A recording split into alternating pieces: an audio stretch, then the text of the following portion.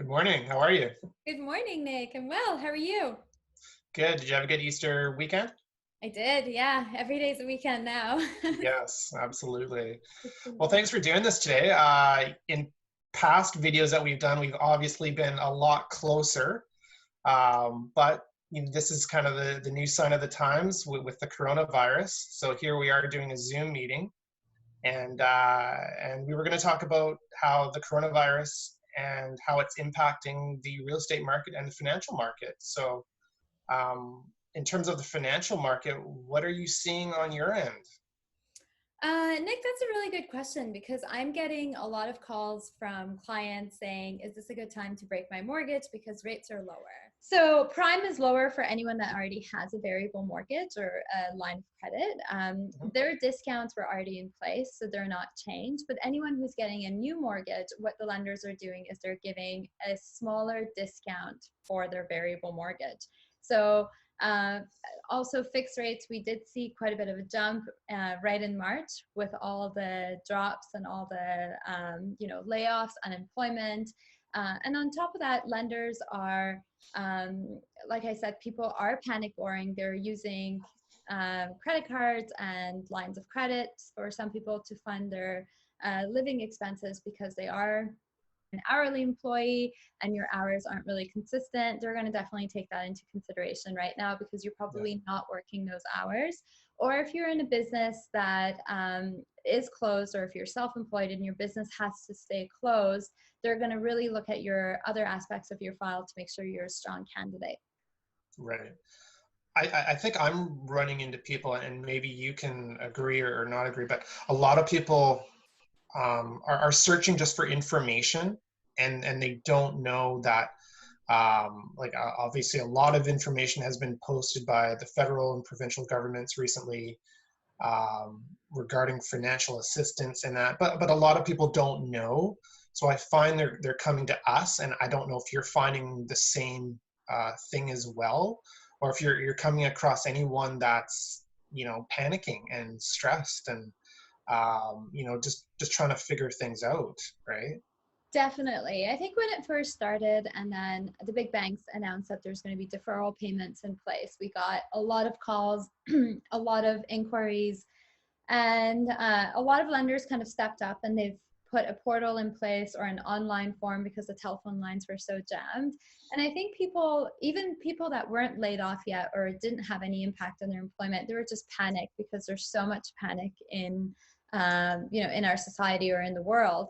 So they're looking at what they can do. And I think um, maybe only half of the people, or maybe even less, maybe a quarter of the people that contacted me for payment deferrals or mortgage deferrals, they actually went ahead with it because they're like, okay, well, I do have savings and the deferral is not really like free money, it's just deferring your payment. So they looked at their finances a little bit more in depth and they decided not to go ahead with it. Hmm.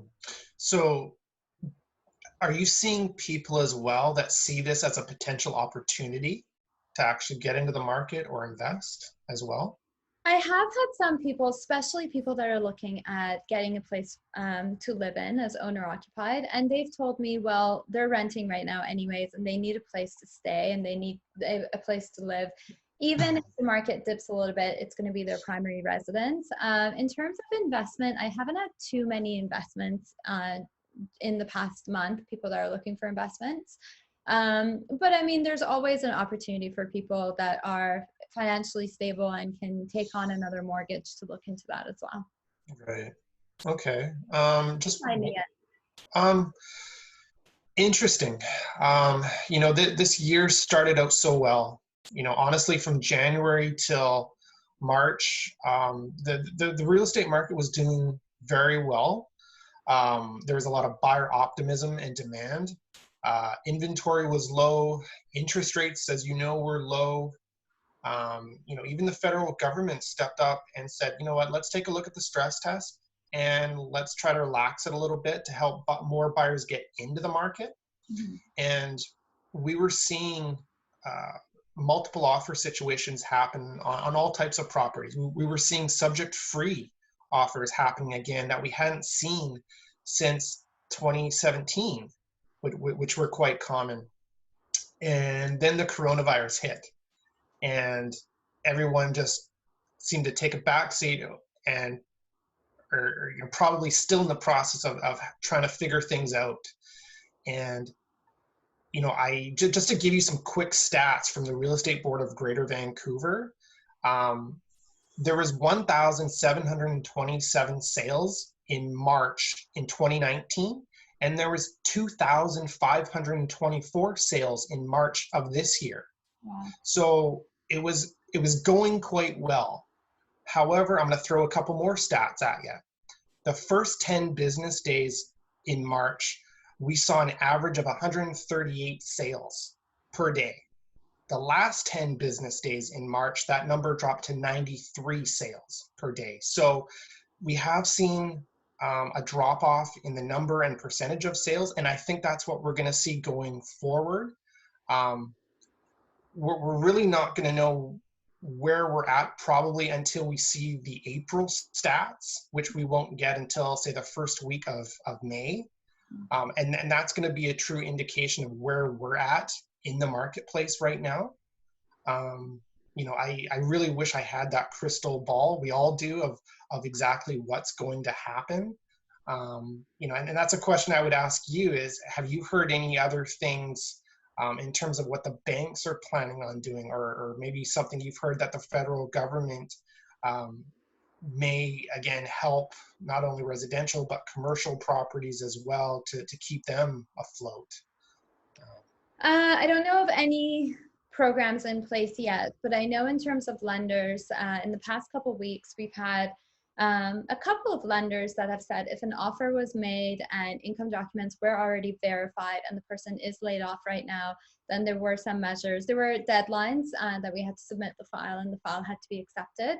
I did have a client who was laid off, and we were still able to get them the mortgage because with a temporary layoff in Canada, it's only 90 days. So they are going back to their job. Mm-hmm. And if the file is strong, the lender will look at it. Of course, every lender is different. They all have their deadlines to apply. So maybe moving forward, if someone has a really long closing, I don't know if this will be something that lenders will just pick up and put as part of their practice. I know if the file is insured, it's a lot easier for the lenders to do that, but for conventional files, I'm not too sure. And just to kind of pick up where you left off as well, most of our clients that are looking at purchasing, their concern isn't so much like the price and a price drop or market shift. Theirs is, well, what if I lose my job? Will I still get income? So that's kind of what they're holding off on, because they want to make sure that they can still afford their mortgage, which is a very valid concern as well. And they don't want to be in a position where they're potentially paying their deposit and, kind of like stuck in a situation and with no way out. So far, that hasn't been an issue, but I think that's what people are a little bit scared of and they're holding off for. Of course, yeah, and the information seems to change on a daily basis, if not an hourly basis, and it's so easy to get caught up on it. Like you turn on the news and there it is, and you go on social media and it's all about the coronavirus, and it does play with your mindset for sure. I know at the end of the day there are still people that you still have to live somewhere. Yeah. There are still buyers out there that need to buy. There are sellers that have already bought and need to sell. And I know too, a lot of our clients, when this started, if they were originally sitting on the fence or just kind of kicking tires, they've all taken kind of a stand where, what, let's just see how this plays out, and we'll do something once it's over, or at least until it calms down. Yeah. So that's kind of where we're at right now. But it's kind of good to see from your point of view of what you're experiencing as well through the financial side of it as well. So yeah, that's good. Nick, thanks so much for doing this. I know this is unprecedented times for all of us in the world. And, this video is what our knowledge is as of today. But of course, things can change daily.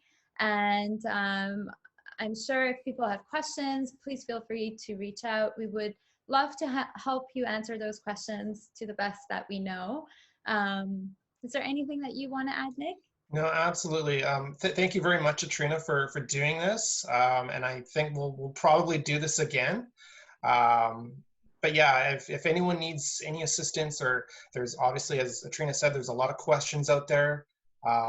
We'll try to provide as many of those answers as possible. And but again, thank you very much again. Thank you.